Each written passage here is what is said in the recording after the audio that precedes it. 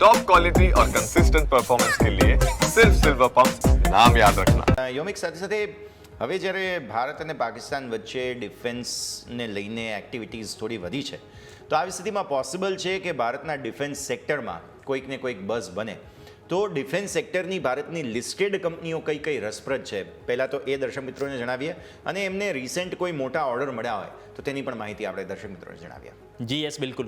હવે સ્વાભાવિક છે કે અત્યારે આપણે જોઈએ તો આપણે ભારત પાકિસ્તાન વચ્ચે જે તણાવ વધી રહ્યો છે પહેલગામને જે લઈને એ બાદ હવે આપણે જોઈએ તો અમુક જે કંપનીઓ છે જે આપણા ભારતની કે જે ઓલરેડી સ્ટોક માર્કેટમાં લિસ્ટેડ છે કે જે આપણે ઇન્ડિયન આર્મીને અહીંથી ઘણા બધા ઓર્ડર તેમને મળેલા છે ઇન્ડિયન આર્મી તરફથી એટલે આ બધા સ્ટોક છે કે જે હાલ પૂરતા ખાસ કરીને ફોકસમાં રહેશે।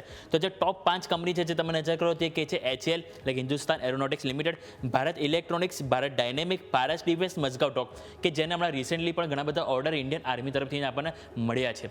હવે નજર કરીએ આપણે સ્પેસિફિક તો HAL ઉપર સૌથી પહેલાં આપણે નજર કરીએ તો HALમાં આપણે 156 લાઇટ કોમ્બેટ હેલિકોપ્ટર્સ માટે કુલ ₹62,700 કરોડનો અત્યાર સુધીનો સૌથી હાઈએસ્ટ ઓર્ડર આ કંપનીને મળ્યો છે।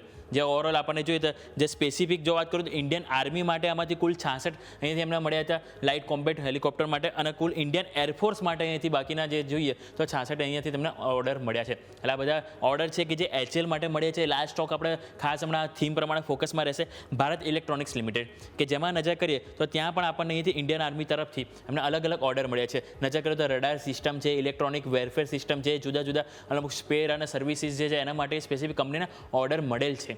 નજર કરીએ જો ભારત ડાયનેમિક્સ ઉપર તો ભારત ડાયનેમિક્સને પણ હમણાં પાસ્ટમાં આપણને આર્મી તરફથી જે Akash weapon system, Konkurs M, anti tank guided missile આ બધા ઓર્ડર એમને મળેલા છે। એટલે સ્વાભાવિક છે કે આ બધી કંપની છે કે ખાસ કરીને ફોકસમાં રહેશે।